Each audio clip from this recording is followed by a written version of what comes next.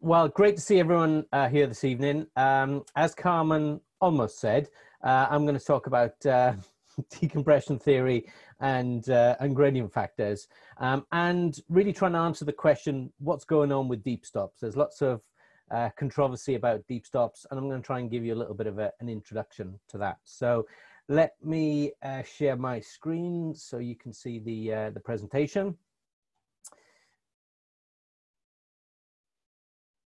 Okay, so there we are. I'm going to skip over the introduction to myself and just jump straight into the presentation. So where I'm aiming this presentation at is the ordinary diver. This is not for the maths geeks or the scientists. This is aimed at ordinary divers, and that was sort of the idea with the book as well, Deco for divers. I wanted to have something that was understandable to the average diver. So the first third of the presentation is going to be applicable to absolutely everyone. If you're an open water diver, this is still useful information. And then we're going to go into a little bit more detail in the second and third thirds. I'm going to go into a little bit about gradient factors and the latest research on deep stops, finishing up with some research that I was involved in earlier this year to try and answer some of the questions about deep stops. So what I'm going to try and do is make sure everyone understands what are deep stops.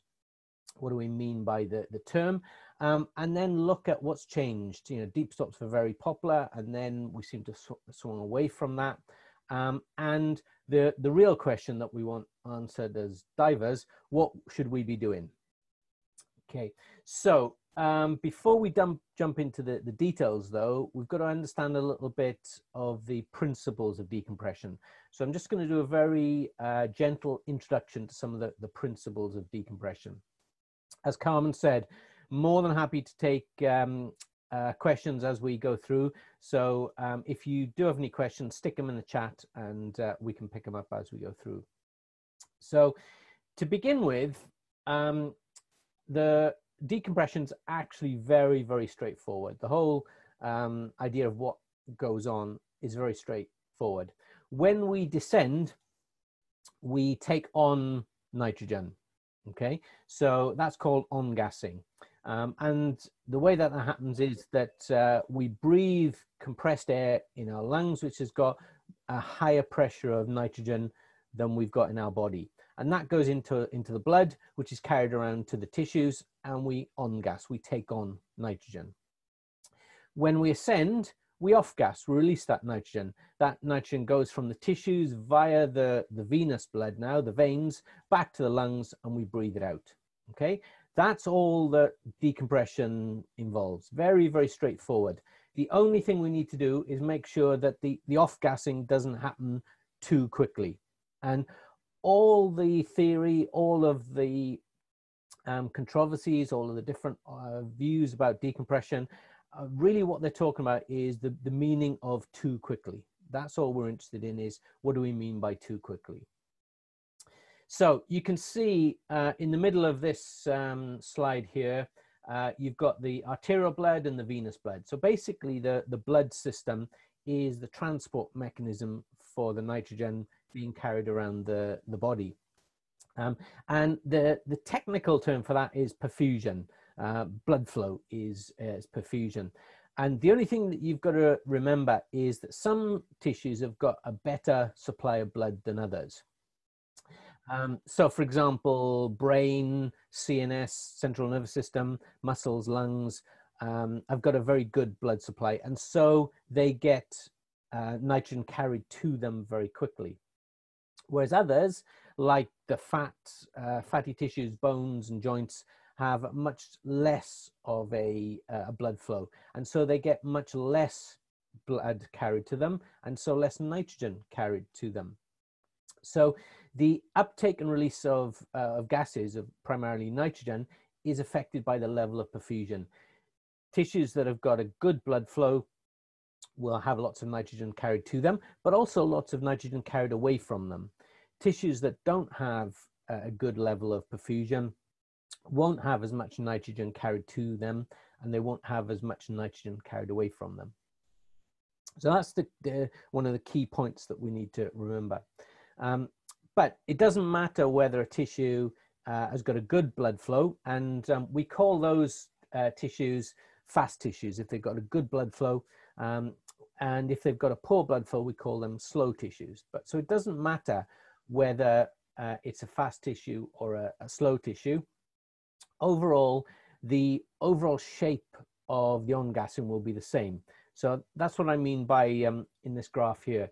So this is the pattern that the tissue follows when it's on-gassing. You can see it's a curve. It's actually, mathematically, it's an exponential curve, which means it starts off quickly and then slows down as it gets further on. And so the speed at which a tissue on-gasses or off-gasses is measured by its half time. So what that means is the half time is the time it takes to get half saturated, or 50%. So you can see here this half time. Just to check, can everyone see the cursor on here? Yep, excellent. So you can see here, this is 1 half time, and in 1 half time, the tissue is on-gassed 50%. So if this tissue, for example, had a 5-minute half time, in 5 minutes, it would fill up 50%. And then in the next half time period, in the next 5 minutes, it will go halfway of the remaining distance. So halfway between 50 and 100 will be 75%. So it'll on-gas to 75%. And then in the next 5 minutes, it'll go halfway again. Halfway between 75 and 100 is 87.5. So those of you who are mathematicians will realize that it's never going to get to 100. It's always going to go halfway of a smaller and smaller distance, but it'll never get that final distance. Realistically, though, we say that after 6 half-time periods, it's effectively saturated. So if we combine those two ideas, the fact that we've got different tissues with different speeds with this curve, what we get is a slightly more complicated curve that looks like this. So you've got this is the curve that we were looking at before, the 5-minute half-time curve. So in 5 minutes, it gets to 50% saturated. In 10 minutes, it will get up to 75% saturated. In 15 minutes, 87.5. And then after 30 minutes, it's effectively saturated. But you can see that there are other tissues which are not as fast. So the key is on the right-hand side here. So the blue one is a 5-minute tissue. This purpley color tissue is a 10-minute tissue. So it will take 10 minutes to get to 50% saturated. So where this one got to in 5 minutes, this one takes 10 minutes to get to that same point. And then it will take 20 minutes to get to 75%. And 40 minutes to get to 87.5. Okay, so you can see that all of these tissues are on-gassing slower. So after a 40-minute dive, you can see that the first tissue is saturated. The second one has reached 100%. The second one hasn't reached 100%. The third one is up at 75% because that's a 20-minute tissue. So it takes 20 minutes to get to 50%. And then after 40 minutes, it's at 75%. And so on. The blue tissue, light blue tissue, is a 40-minute tissue. So after 40 minutes, it gets to 50%. Okay, so you can see that the tissues on-gas at different rates. Now, you might think that that means that it's this blue one that we need to worry about, because that's the one that is the highest level. It's got the most nitrogen dissolved in it. Except, remember, tissues on-gas, fast tissues on-gas quickly, but they off-gas quickly as well. So this blue tissue off-gases very quickly. In fact, after 5 minutes, it's dropped down to 50%. After another 5 minutes, it's dropped down to 25%. So it's the opposite way around. So you can see very quickly it drops below the purple line and then below the yellow line and so on. So that towards the end of the dive, the blue one is probably the least, has the least amount of nitrogen in it. And you can see that quickly drops below the purple one. So the purple one has more nitrogen, but then even that drops below the yellow one. So you can see why decompression is complicated. We've got different compartments on gassing and off gassing at different rates. Okay, so here you can see that as we get towards the top here, and as I said before, after 6 half-time periods, we effectively consider the tissue to be full, okay? And of course, scientists can't use easy words like full. They have to make things a bit more complicated. So that's where, and I used the term just now, saturation comes from. So saturation means that the tissue is full, okay? Now, need to be a little bit more specific now, because what that means is that tissue is full of nitrogen at ambient pressure, okay? Doesn't mean that tissue can't take on any more. So it's not full in the traditional sense, you know, if a glass is full, you can't get any more in. So for those of you that haven't been diving the last couple of days, you are still saturated with nitrogen. You're saturated at ambient pressure, at surface pressure. So the air that you're breathing around you has got 79% nitrogen in it. Your tissues have got 79% nitrogen dissolved in them. So 0.79 bar of nitrogen in the atmosphere around us, 0.79 bar of nitrogen in our tissues. So you are saturated. And that's an important point to remember. Saturation is relative to the pressure that we're at. So you're saturated because your tissues are at the same pressure of nitrogen as the nitrogen in the air that we're breathing around us. If we go deeper and we increase the pressure, then our tissues can take on more nitrogen. So we would start to then start on-gassing again. So we start on-gassing until, again, we reach saturation, okay? So if we're at, say, 10 meters, we are then, if we stay long enough, we will become saturated in all our tissues. But if we stay for at least 30 minutes, we'll become at least saturated in one of the tissues, in the fast tissue, that if we've got a 5-minute tissue. So we were saturated on the surface, we descended, so the pressure increased, and so then we were undersaturated. And so we started on-gassing until again we reach saturation. Okay, then if we ascend, if we start to come up at the end of the dive, then what happens is the ambient pressure is reduced. And so now our tissues have got more pressure in them than the ambient pressure. And that's known as supersaturation. Okay, now supersaturation is a good thing. That's how we get rid of that nitrogen. We've got more nitrogen in our tissues, and so we start off-gassing. Okay, so as I said, supersaturation is a good thing.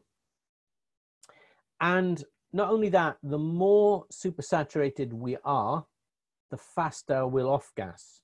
So if I show you a picture to illustrate that, if this is the difference between the nitrogen dissolved in our tissues, which we call the tissue tension, and the nitrogen that we're breathing at ambient pressure, the inspired inert gas pressure is the fancy term, but basically this is the nitrogen in the gas we're breathing and the nitrogen in our tissues. And if there's a difference, we will start to off-gas. And we already know from the half-time idea, we'll go 50% of whatever the distance is.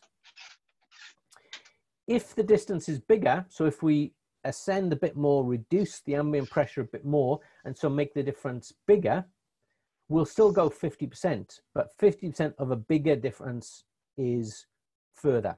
So the more supersaturated we are, the faster we off-gas. Okay, so that might indicate that we want to make our supersaturation as big as possible, because then we'll off-gas as quickly as possible. And so that's a good idea, except like most things, and this comes back to the first example, the alcohol example. Whiskey's good. You know, a glass of whiskey is good. Drinking a bottle of whiskey, not so good. In other words, you can have too much of a good thing. And it's the same with supersaturation. We can have too much supersaturation. So remember, supersaturation, anything that starts with the word super sounds like it would be good. Critical supersaturation, anything that starts with the word critical, is probably not so good. So critical supersaturation is when there's too much supersaturation, because each tissue can tolerate a certain amount of supersaturation. But after a given point, bubbles start to form. So that's known as critical supersaturation, because there's a maximum amount of supersaturation. There's a maximum value, or M value. So anyone who's heard the term M value and isn't entirely sure what it means, now you know what it means. The M value is the maximum value of supersaturation that our body can tolerate without bubbles forming. So I think of it in terms of a bit of elastic. If you think of the elastic, when it's scrunched up, it's undersaturated. We pull it out, and when we get to its normal length, then it's saturated. But you can stretch it even more. You can stretch it beyond that, and that's supersaturated. And you keep stretching, and you get to a certain point, and it snaps. That's critical supersaturation. Okay, so just to give you an example of that, exactly what we mean by the M value. So each tissue has a given M value. So let's assume this is a bit of our tissue, and it's got an M value of 2 bar. In other words, it can be supersaturated by 2 bar without a problem. Anything more than that, bubbles start to form. Okay, and we're at depth, and we've absorbed nitrogen into this tissue. So the pressure inside the tissue is 5 bar, and the ambient pressure is also 5 bar. So what word would you use to describe that, where the gas pressure inside is the same as the gas pressure outside? Anyone want to unmute and ambient. give me a guess? Say again? Ambient. Yeah, we're at ambient, so our internal pressure is equal to our external pressure. It'd be saturated. Saturation. Saturated, yeah, exactly, saturated, because this equals that, exactly. And then we come up to 4 bar pressure. So the ambient pressure is now 4 bar, our tissue pressure is 5 bar. So now the pressure inside our tissues is higher than the ambient pressure, which is what? Supersaturation. Supersaturated, exactly, yeah. And we're supersaturated by a factor of 1 bar. There's 1 bar difference, okay? And remember I said that our M value is 2 bar. Okay, so we can put up with up to 2 bar. At the moment, we're at 1 bar, so no problem. We come up a bit further, and the pressure is now 3 bar. We're supersaturated by a factor of 2 bar. So now we're right on our M value. Okay, we're absolutely at the limit.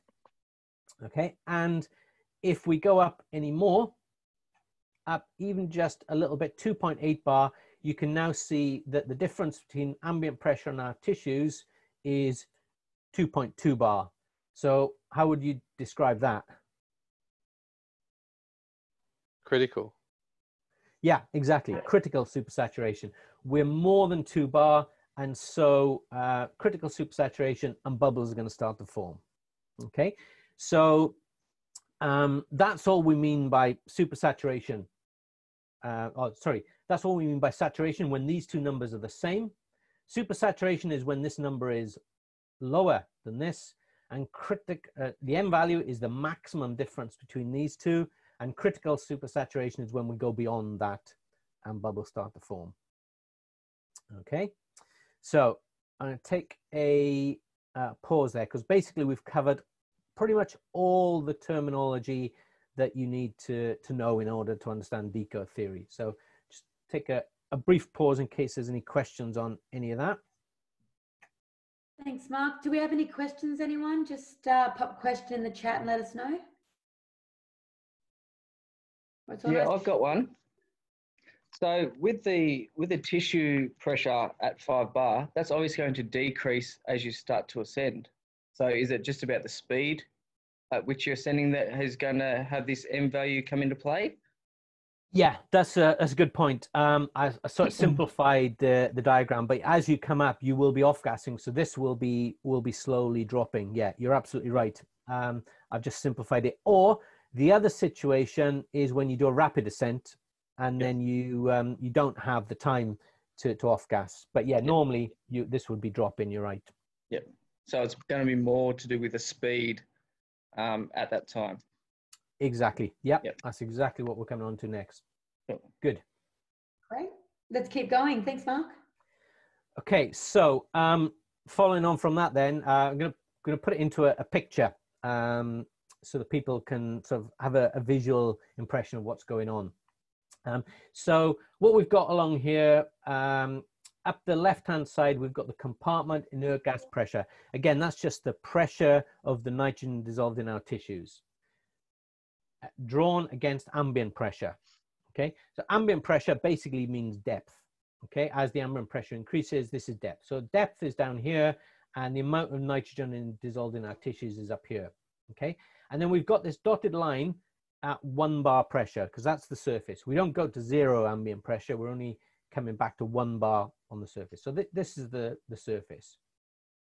So let's go through that same process that we talked about before. I am definitely at A at the moment, still on lockdown, haven't been diving for literally months. So it's about the only time I can actually say this, that I'm definitely at normal atmospheric pressure. So I'm sitting here at A at the moment. My tissues have got the same amount of nitrogen in them as the air at ambient pressure.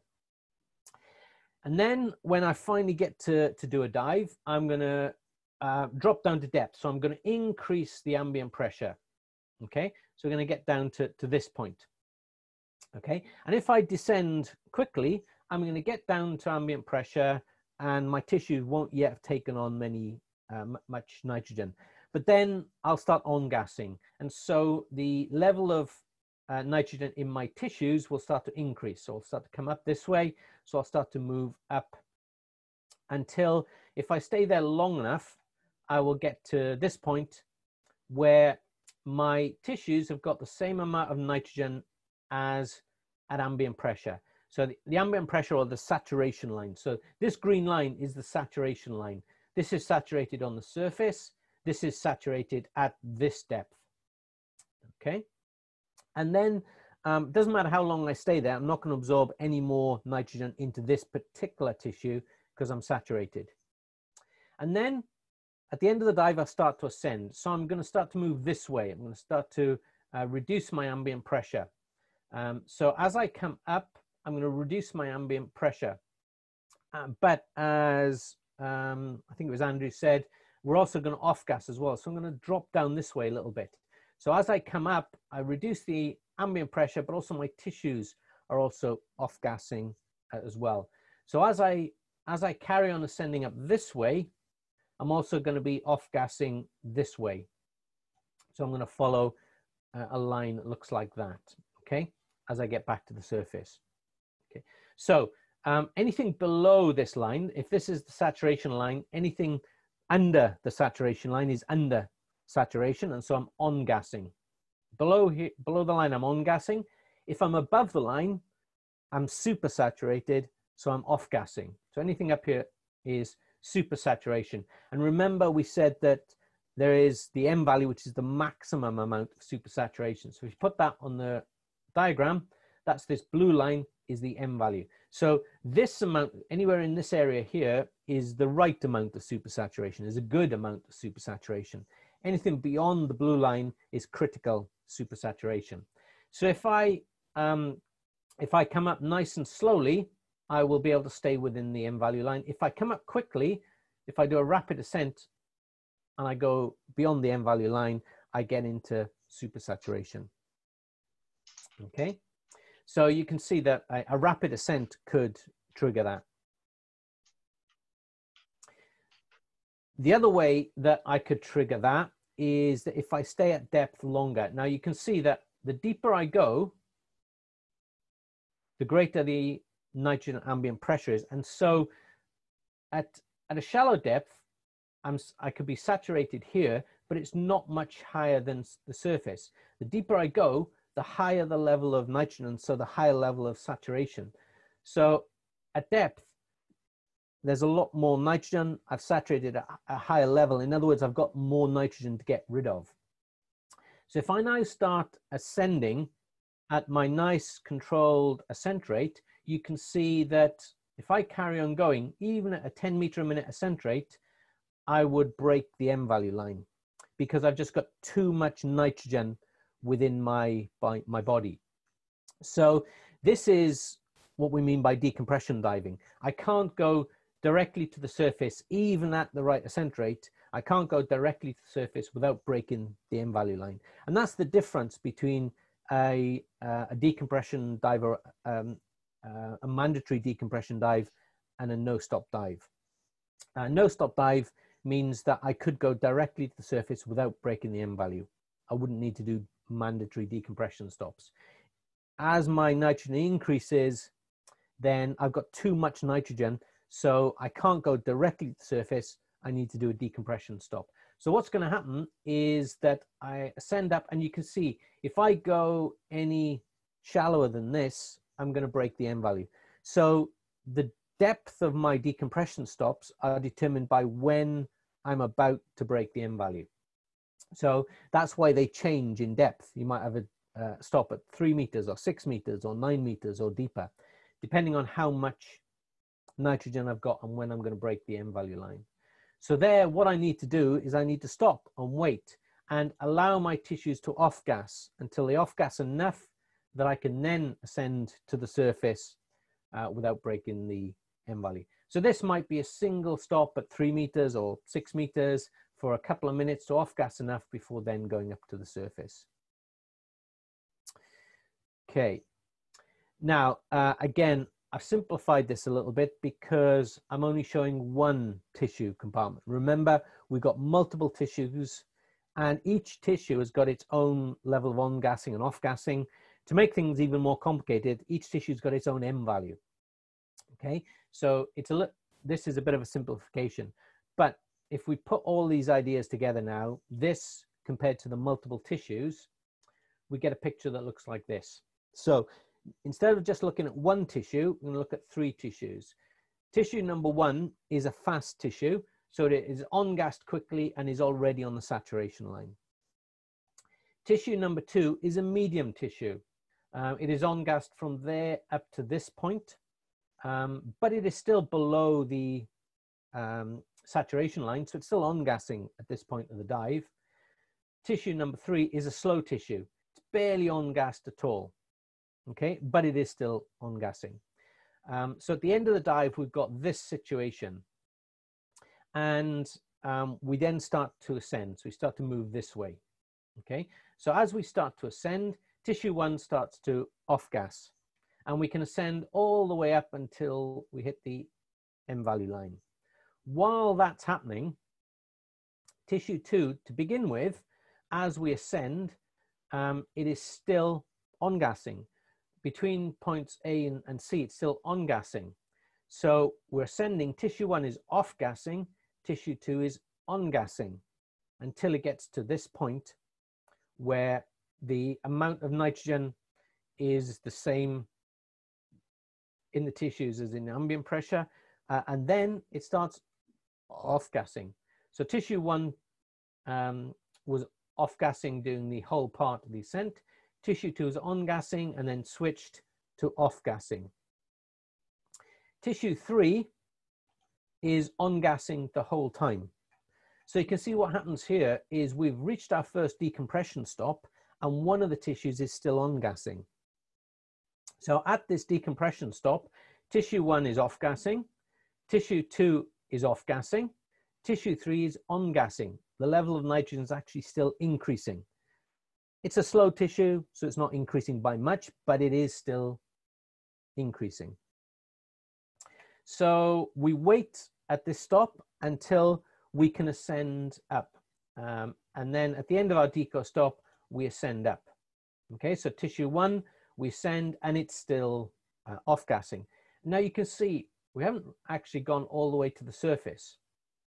And the reason for that is because tissue 2 is a slower tissue. Tissue 1 is off-gassing faster, and at some point, as we saw before, it'll drop down below tissue 2. So actually now it's tissue 2 that is about to break the M value. As we ascend, tissue 3 is still on gassing until we get to that point, and then at the last bit, it starts to off-gas. So then at this second decompression stop, tissue 1 is off-gassing, tissue 2 is off-gassing, tissue 1 is off-gassing, and tissue 3 is off-gassing. And then we ascend to the surface. And you can see that it is tissue 2 that is the controlling tissue. So even though it was in the middle, this is the one that's now got the highest level. Tissue 3 had the lowest, but it ended up in the middle, and tissue 1 with the highest level actually ended up at the bottom. Okay, so this, as I said before, this is why decompression is so complicated. We've got to manage these multiple tissues. And so you can see it's not the fast tissue we really need to worry about. That actually ended up as the lowest. It's not the slow tissue that we needed to worry about. That ended up as the second lowest. It's the middle tissues that we need to worry about, because at the end of the ascent, it'll be the middle tissues that will normally be the controlling tissue. Okay, now one thing you'll notice here is that the M value is a solid line, and we're going right up to it. We're going up to the M value, stopping on the line. Okay, because the traditional model says, well, this is the best place to be because we've got as much supersaturation as possible, so we're off-gassing as quickly as possible. So this is the best place to be, but cross over that line and bang, bubbles start to form. Okay, except the body's not really as black and white as that. So the M value is not really such a black and white line. In fact, it's more like a gray area. So rather than an M value line, we've got this gray zone. And so what's happening when we do a traditional ascent, we're coming up into this gray area and then almost back out again and then back in. So rather than no bubbles, what we get is a gradual variation of bubbles. You, even inside the M value, will get some bubbles forming. So rather than the M value being a solid black line, it's actually a solid line through a fuzzy gray area or a red and green area, as I've got the ability to use color. So you can see here, I think everyone, anyone who's red-green colorblind is going to be looking at this slightly confused, but I think everyone would agree that that's green down there, that's red up there, and that this is the point where it goes from red to green. Yeah, that last one, not so sure. I mean, we could draw that line there or there or there. So, you know, in reality, anywhere from there to there, we could say it's not definitely red and it's not definitely green. And so the M value, like most mathematical models, it tries to put a definite point. So what we get is that if we stay down here, this is definitely green, definitely no bubbles. If we go up here way past the M value line, definitely red, definitely lots of symptomatic bubbles. We're going to get DCI if we go up here. But then you've got this gray area where you get what's known as silent bubbles or asymptomatic bubbles. So we do have some bubbles, but they're not causing the traditional signs and symptoms of decompression sickness. So the bigger the supersaturation, the faster we off-gas. So the further up here we are, the faster we're off-gassing, so the less decompression we have to do. And the closer down here, the slower the off-gassing, so the more deco we want to do. So obviously we want to reduce the amount of decompression that we have to do, but if we go up here too far, we're increasing the risk. If we come down here, it's less risk. So, you know, down here, it takes longer, but there's less risk and no symptoms. Up here, massive symptoms because we've got less deco, but a lot more risk. And in here, you get some symptoms. So you might have that feeling of tiredness or lethargy, sort of subclinical decompression sickness, it's sometimes called. So the idea is that rather than going right up to the M value line, we actually do a profile that is close to the M value, but not exactly on the M value. And that then gives us a bit of a safety margin. So the traditional model says up to the M value and stay there. And then from about 2000 onwards, we started to introduce the idea that maybe we should start to stop a little bit deeper than the M value line. Okay, so probably the first example of this, and in many ways still the best known, is Powell stops. So Powell stops, if anyone has heard of Powell stops, they were invented by a guy called Richard Powell, who's a fish scientist, ichthyologist, fish nerd. And Richard Powell used to catch fish specimens at 100 meters and bring them to the surface. Now, if you bring a fish from 100 meters to the surface, the swim bladder will go pop and it doesn't make a very good specimen. So he would stop halfway up and syringe some of the air out of the swim bladder to stop them going plop. And what he found is that on those dives, he felt better. Now, stopping halfway up was way deeper than a traditional deco model would tell you, but he found he felt better. So he started putting in these stops even when he didn't have to. So he'd stop halfway between the maximum depth and the first traditional deco stop. And then another stop halfway between that deep stop and the first traditional deco stop, and keep going until less than 10 meters or 3 meters to the first deco stop. So to give you a practical example of that, let's say we're doing a 100-meter dive and our traditional deco theory says stop at 30 meters. A traditional Bullman model says stop at 30 meters. Well, Powell would say put in a stop halfway up, around about this depth. So that would be 66 meters. So you can see this is much, much deeper than the traditional model would give you. Okay, and this is where the idea of deep stops really first came in. And then put another stop in halfway between this and this. So around about here. So put in another stop at 48 and keep going until you get to the first traditional stop. Okay. The problem with Powell stops is that it's very finger in the air. It's a very rough approximation. And we now know that in most cases, the Powell stops are much too deep. In some cases, they might not be deep enough. In some cases, they're much too deep. So now Powell stops are very much fallen out of favor. Even Richard Powell doesn't do Powell stops anymore. But this is where they came from. Much more common these days is to use what are called gradient factors. And gradient factors is one of those things, again, anybody that tries to describe gradient factors usually tries to make them sound really complicated. It's almost as if the more complicated you make it sound, the cleverer it is. But gradient factors are actually very, very straightforward. So remember, our traditional model said ascend up until you hit the M value, stop at the M value, and then up to the surface.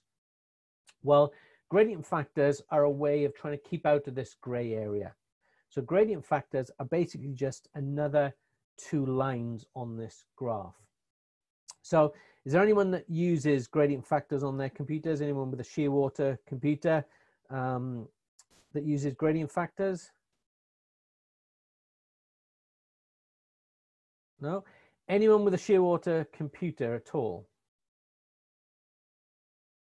Yep. Okay. So yeah. if you've got a shearwater, it will have gradient factors on it. what you're doing is you're using the default gradient factors. As I said, the gradient factors are just two more lines, and gradient factors are expressed as two numbers, a low and a high. Okay, so this is the low gradient factor, and this is the high gradient factor. So we've got 30, 80, which is used to be the default on the shearwater computers, and all this means is 30% of the way to the M value, 80% of the way to the M value. So when you set your gradient factors, that's what you're actually setting, is how close you want to get to the M value.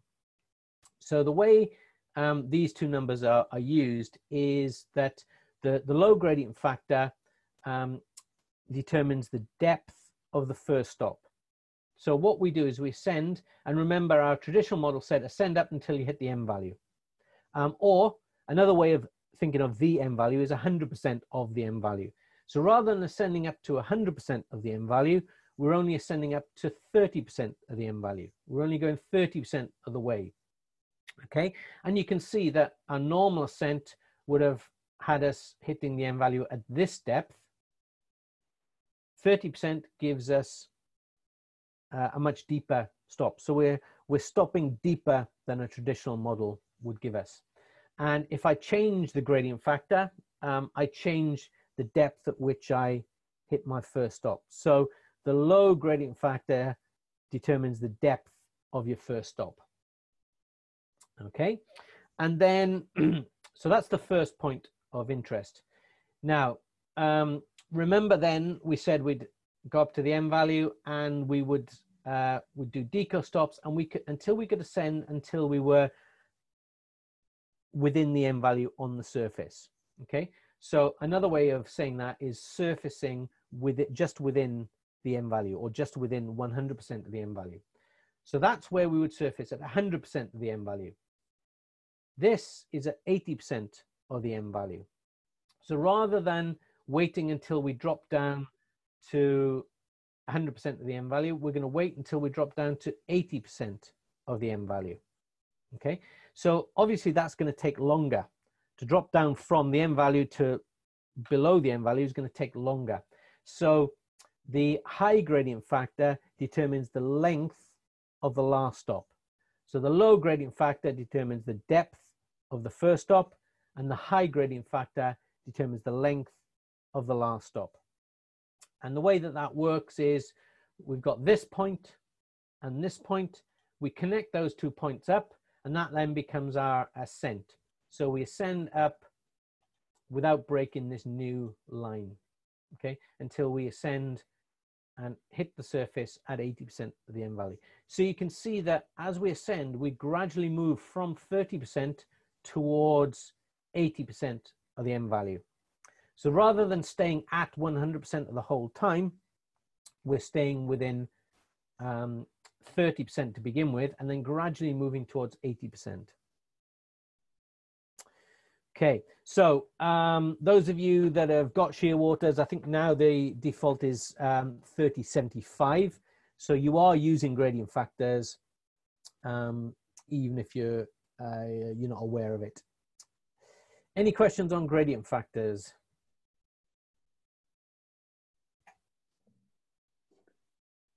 Guys, any questions out there? Just pop it in the chat or unmute yourself.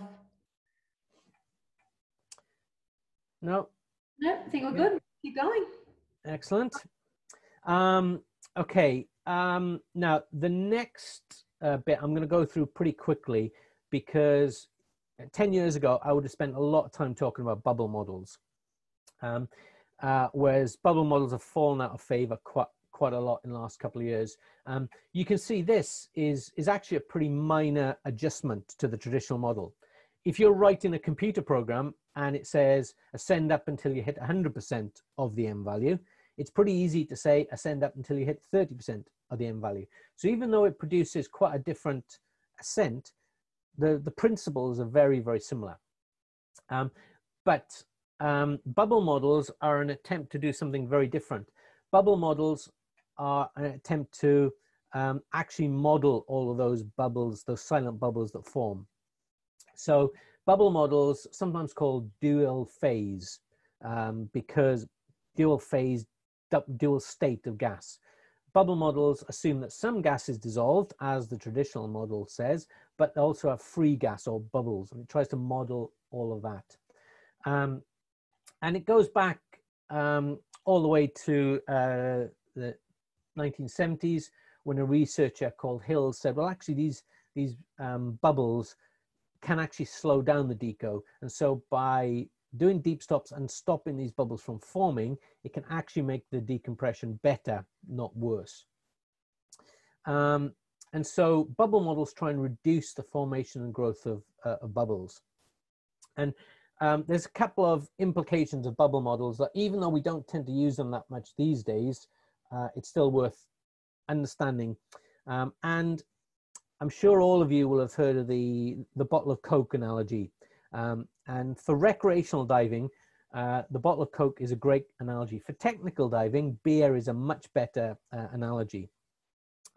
So it is your evening there. So I'm hoping some of you have got a bottle of beer or a glass of beer in front of you. And what I want you to do is look at the bottle of beer, and you'll see that the bubbles down here, as they rise up, they get bigger. Okay. And can anyone tell me why they get bigger as they rise up? Pressure decreases as you ascend, so they expand. Pressure decreases. Everyone agree with that? Okay. It's getting less and less dissolved into the solution. Okay. Pressure decreases. What is the pressure difference between the bottom of a glass and the top of a glass? Very little. If this glass of beer was 10 meters tall, the volume would double over those 10 meters. But in the normal height of a glass of beer, very, very little. So it's not pressure. It's not Boyle's law that is causing the bubble to grow. Sorry, is it that the gases are coalescing together? That's part of it. Yeah, different bubbles come together. But I think the second answer, someone did give a good answer. The second answer, it's actually you can see it in this second part of the picture. What you've got is you've got a bubble, and in this case, full of CO2, and then you've got CO2 dissolved in the liquid around the bubble. And what's happening is gas is diffusing out of the liquid into the bubble. And that's what bubble models model, that combination or that interaction between the dissolved gas and the bubbles. So yeah, it's a combination of the second and the third answers. It's gas dissolving into the bubble and the bubbles coming together, small bubbles forming bigger bubbles. And it's also a good excuse when I'm doing this presentation live to have a glass of beer in front of me. So bubble models work in a couple of ways. They work by trying to keep the pressure high to squeeze the bubbles down, and keep the supersaturation low to stop the gas diffusing in, to also reduce the bubble growth. But keeping the gas gradient high by switching to a Deco gas. So we're now getting into decompression procedures level, and you'll go into this more when you do more advanced courses. But this is why doing a gas switch works really well with bubble models. The key thing is balancing that dissolved gas and that free gas. And as I said, a couple of years ago, this would have been much more popular, largely because of software like vPlanner, and also Sunto, which was using RGBM, vPlanner was using VPM, which are bubble models. They've fallen out of flavor quite a lot in the last couple of years, and gradient factors are much more common. But I'm jumping ahead a little bit, because with all of this, then the conclusion that we came to 10 or so years ago, deep stops are good. And technical divers were absolutely obsessed with deep stops.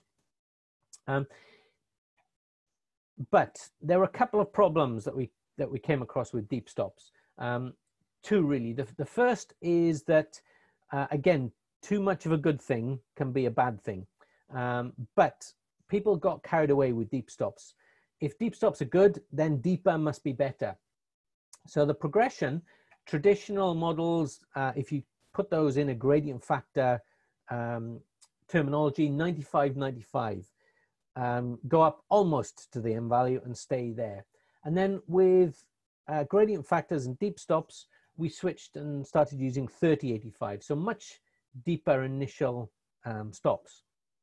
But if deep is good, deeper must be better. So we started doing deeper stops, 20, 80, or even 10, 90. And if deep stops are doing such a good job, we can start to reduce this.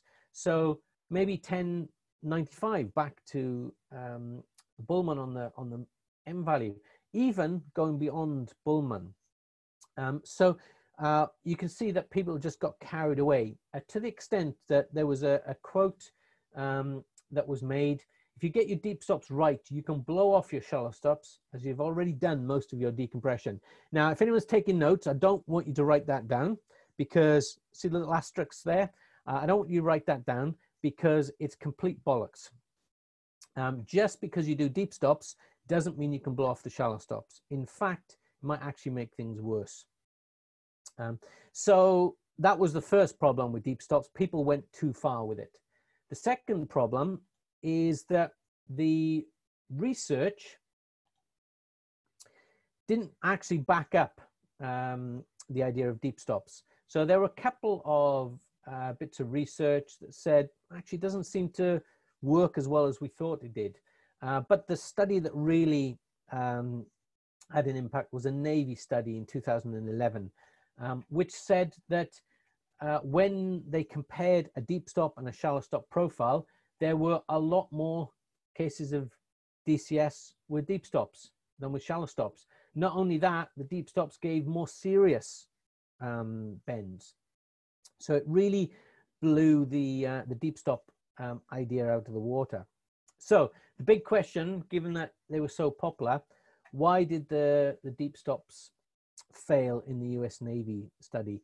And the answer, you guys probably can guess it from what I've said already. The deep stops cause too much supersaturation in the slow and medium tissues. So from about 2011 up until about 2015, there was a real swing away from deep stops. And the conclusion, and you'll hear people say that, you know, deep stops are bad. We shouldn't be doing deep stops. Well, again, a bit more complicated than that, because if you look at the study, there were lots of details in the study that mean it's just not very close to what we do as divers. This is an actual picture of the study. They were doing air dives at 50 meters, working very hard in comparatively cold water. But the biggest criticism was the actual profile that they used. So you can see here, this is the orange profile. Here is the shallow stop profile.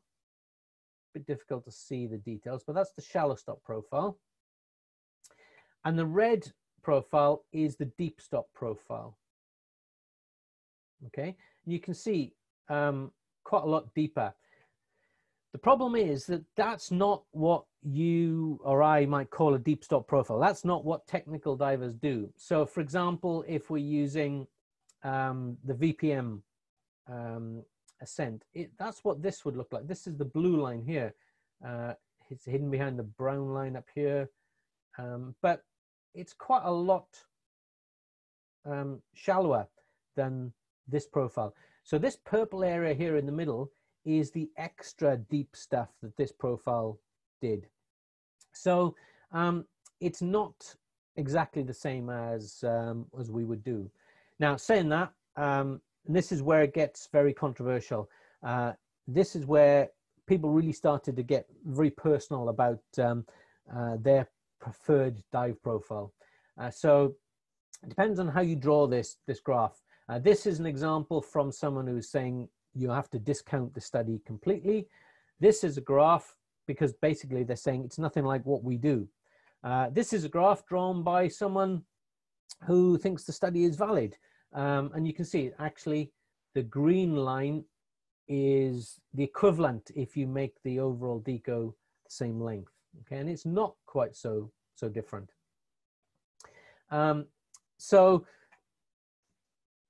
If we look at, I'm going to skip over these because they don't give too much extra information.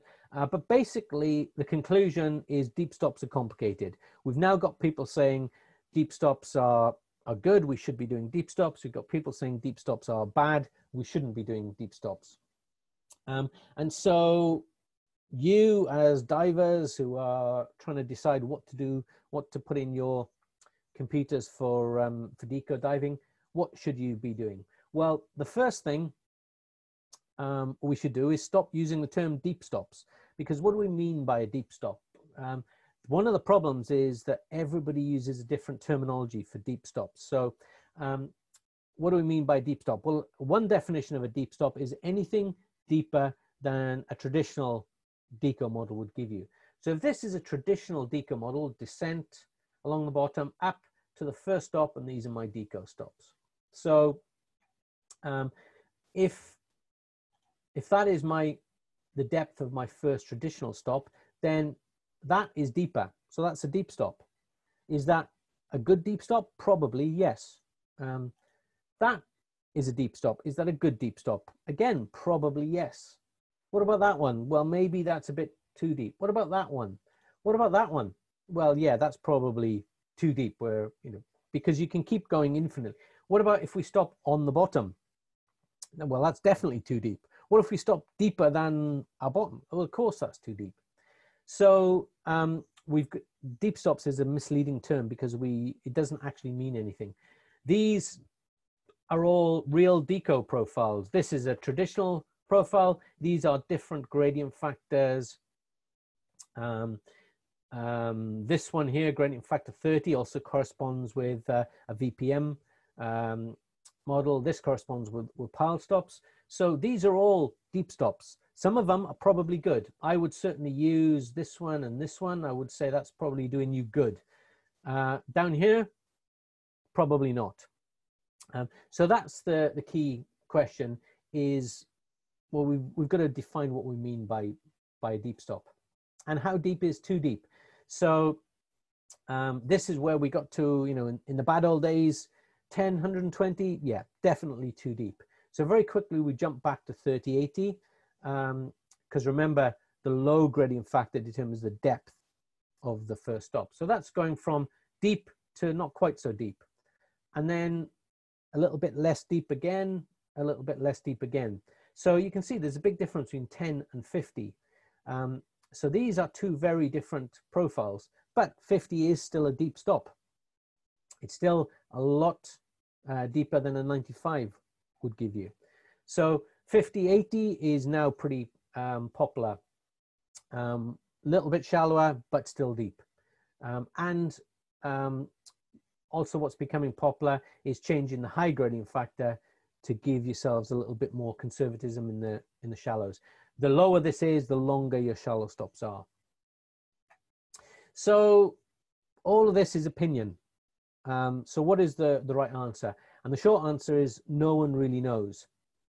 And so earlier this year, I did some research with Dan to try and come up with what is a sensible approach. This all came out of a discussion I was having with one of the vice president of Dan on a boat in Italy. And I said, why don't we just measure it? And she told me of all the complications of why it was difficult to do, because trying to find a control location with enough divers. And I said, you bring the equipment, I'll find the location and the divers. So earlier this year, we did some experiments, 50-meter dives. It was all using rebreathers, but 50 meters with a 25-minute bottom time. And then we compared two different gradient factors, 20, 85 and 50, 75. So remember, the low gradient factor, the 20 or the 50, determines the depth of the first stop. So 20 is quite deep, sort of an old-fashioned deep stop. 50 is not so deep, a more modern deep stop. And the numbers were chosen, so the overall runtime would be the same. It would be 25 minutes bottom time, 60 minutes total time, so 35 minutes of deco. The only thing that was changed is exactly where the deco was done. So we carried out a whole range of dives and did a lot of testing. We measured blood levels, urine levels, bubbles in the body, and these are the results. Now, you can see here the two blood measurements, no significant differences. Urine, no significant differences. Bubbles, no significant differences between the 2085 and the 5075. But this is where the devil is in the detail, because if we look at this one, because of course this is what we're really interested in, the bubble measures. If we look at that one, it looks like there's no real differences, except this is all of the numbers combined together. What we actually did is we took measurements every 15 minutes after surfacing. And if you look at the numbers split out by time, you can see that 30 minutes after, this is 2085. This is 30 minutes after surfacing, 45, 60, 75, and 90 minutes after surfacing. So you can see that it's fairly low to begin with, goes up a little bit, and then drops off. The 5075 actually started higher, but dropped off much quicker. So after an hour and a half, there were much less bubbles, this model than this model. So it doesn't give a definite answer. What it says is there are definitely differences between these two profiles, and this profile gives higher initial counts, but lower later counts, even though the average might be the same. Now, one thing that we also did in this experiment was we asked people how did they feel after each profile, and it was interesting. People who thought this was a better profile felt better when they did this profile. People who thought this would be a better profile felt better when they did this profile. Okay, so I think what that showed to me is that you can't actually feel the difference, which is important because historically that's what people have done. There's lots of people say, oh, I can feel when I'm doing good deco. If you follow all of these statements through, this actually goes in a big circle, and they end up feeling better with every change until they get back to the starting point.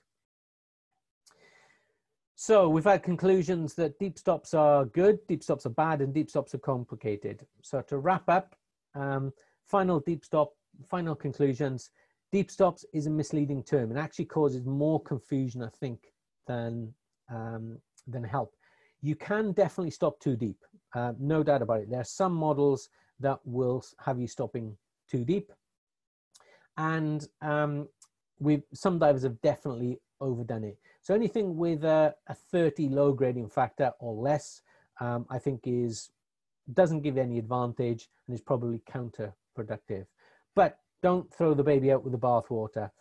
Deep stops still have some value, and that sort of 30 to 50 or 60 level for the low gradient factor, I think is probably still worth doing. But the simple thing, we don't know all the answers. The best opinion we have on decompression on deep stops has changed. So it is important to keep up with the latest in decompression theory and understand what your computer is telling you. If you're doing decompression diving and you're using a shear water, you need to understand what gradient factors it's using. Even if you have to make a decision, even if that decision is to use the defaults, you are making a decision about what you're using. So it's important to understand what's going on. So yeah, this webinar is being recorded, so I would suggest go back over it, watch it again. I would suggest this book. It's a really good introduction to all of the principles of decompression, so I would suggest that. get in touch with Carmen. She can arrange copies of the book for you. And if you're lucky, you might even sign them for you. So I've gone into a lot of stuff it's actually gone over an hour, so there's a lot of stuff. I've deliberately skipped some of the details to make sure that this doesn't turn into a 6-hour presentation. But if anyone has got any specific questions, happy to take any questions before we wrap up. Awesome. Thank you so much, Mark. Now you've offered signed copies. I'm getting requests for them. So you gotta meet that one now. I think, Jason, you had a question before. Oh, yep, Jess too. Uh-oh, here we go. You've started something, Mark. You've started something. Jason, I think you had a question a little bit earlier. Do you want to unmute yourself? Or do you still have that question? Yeah, g'day, Mark. So my question's in relation to O2. Typically, we consider N2 as the gas that we're constantly off-gassing. However, through that same process, obviously, we reach supersaturation with O2 as well. What stops O2 from causing DCI? Metabolism. We are burning up the O2.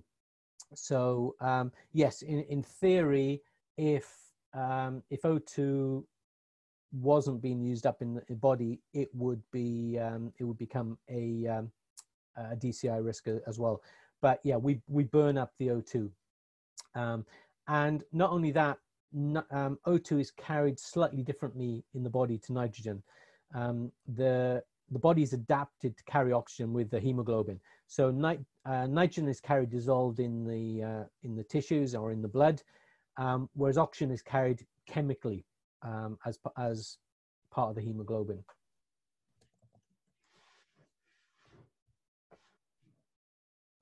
Awesome. Did that answer that for you, Jason?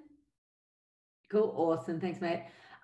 Okay. So, Jess, did you or Oliver have a question? Or are you guys all good now?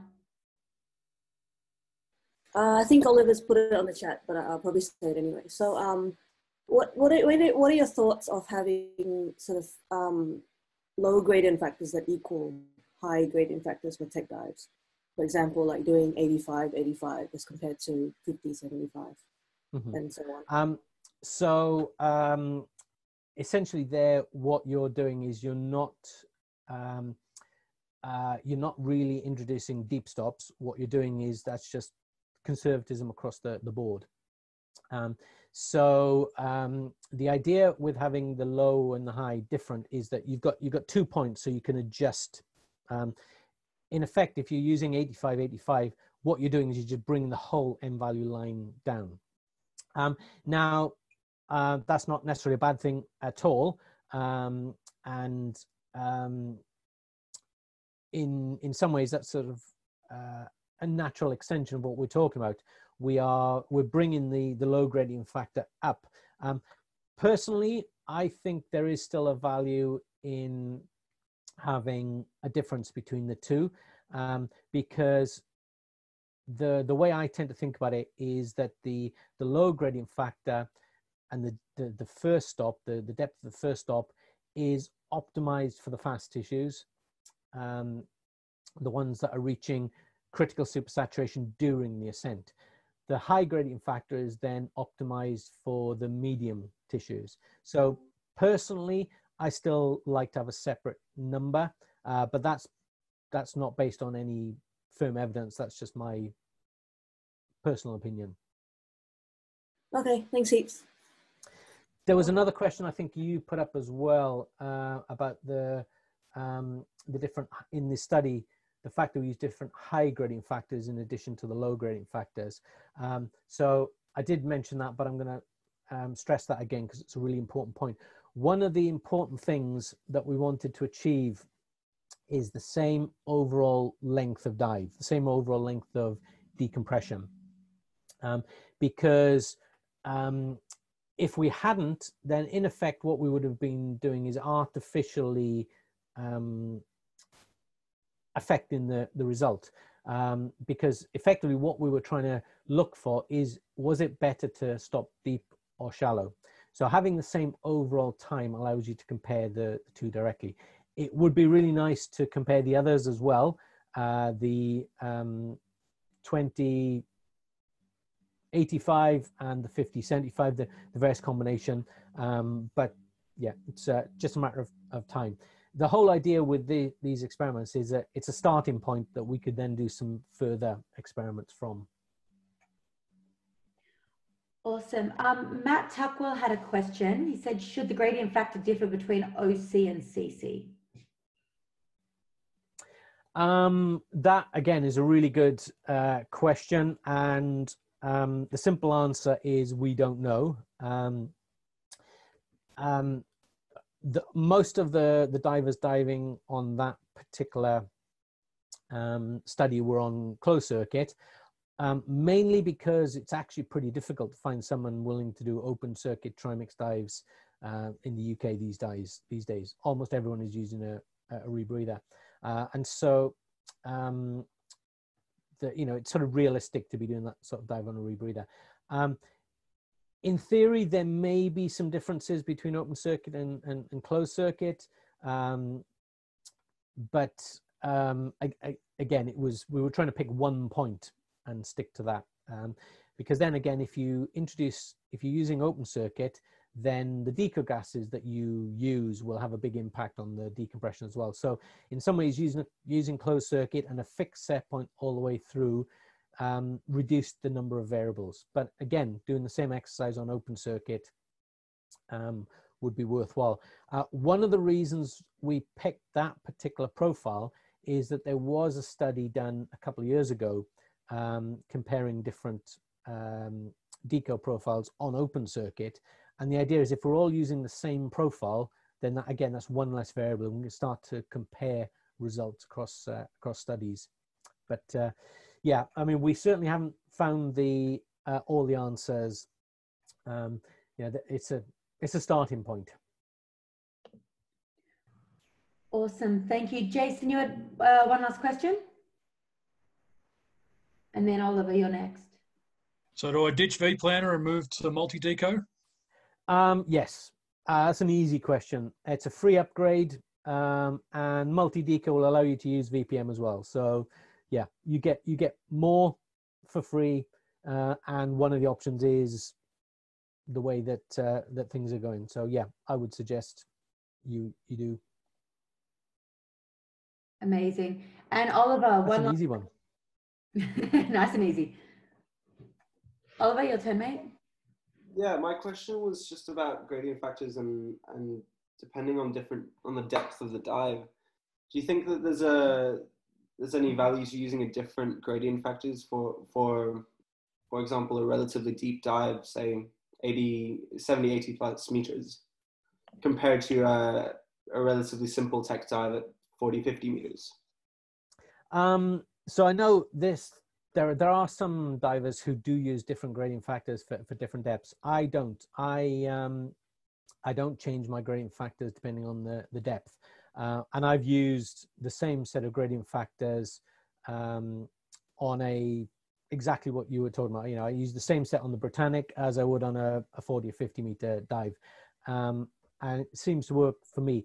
But again, there's no evidence for that. So I can't see a good reason why I should use different gradient factors, but be interesting to do that research as well.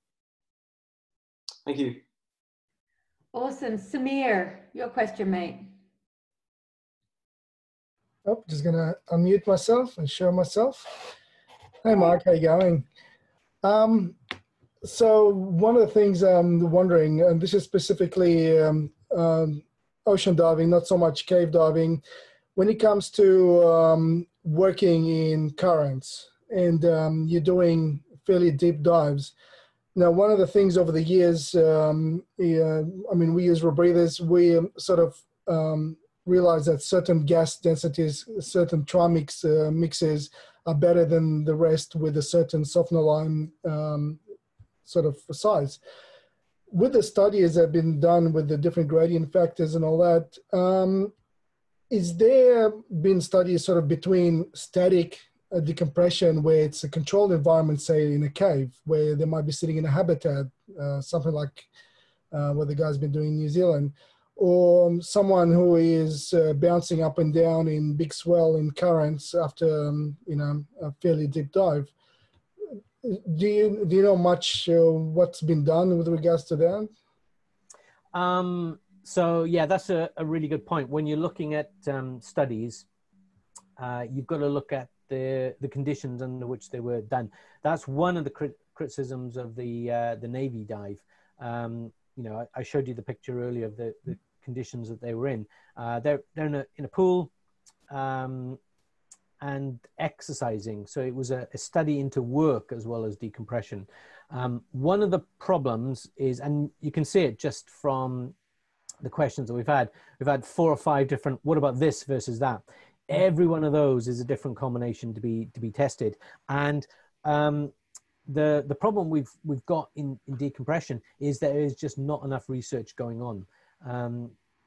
It was a genuine question to Dan that I asked. I said, why aren't we doing this? And they gave me all the reasons why it's difficult to do this sort of testing, even down to the level of the ethics involved. I wasn't allowed to tell people what dive profiles to use. They had to volunteer to use these profiles. So the short answer is no, that hasn't been tested. The slightly longer answer is not only is it not being tested, but we have a problem in that when we're trying to compare different studies, they were done under different conditions, and so it's very difficult to compare one set of Deco with another. It's a bad thing, but it's also a good thing. I mean, there is lots of potential for experimentation. If you want to do research, there's lots of basically all the questions you guys have asked. Yeah, all of those things are still unanswered questions. So if you're a pessimist, you could say we don't know anything. If you're an optimist, you can say there's lots of potential for making a difference and doing some research. Because the other aspect of it is working hard before doing a very big dive. So when we go doing wrecks and we're bouncing on sometimes when it's rough and you're setting up shot lines and deco stations and getting divers in, you sort of worked so hard just before even doing the dive, and then you're doing the dive. So there's always an interest on how that affected deco. Absolutely, and there is actually some research about exercise with diving, and in particular, there's some really interesting research that shows that aerobic exercise 20 hours before a dive is really productive. I think I did was that the webinar I did for you guys before the Deco, real life Deco? I'm getting confused with all the different webinars I'm doing. But I might have made this point then, but I'm going to say it again because it's so important. I think all the stuff around the dive is as important, if not more important, than the actual Deco model you're using. So hydration, fitness, not being seasick, injury, medical issues, all that sort of stuff is probably more of an impact than what gradient factor you set. And to give you an idea, the gradient factors that I showed you, the progression, I dived almost all of those, and they all seem to work for me. So you can't say the one works and one doesn't work. So yeah, I think the real world stuff around the model is probably more important. Yeah. Thanks for that, Mark. Drinking is fine, Jason. I'm not telling you not to drink. But yeah, exercise is probably a good idea. Awesome. I was going to say, I've been Samir's decky, and I can assure you he doesn't do his own shot lines. Trust me, I do all the work. All right, Oliver, another question. Yeah, so this one, I don't really expect a very clear answer, but I was just thinking I'd ask for the opinion.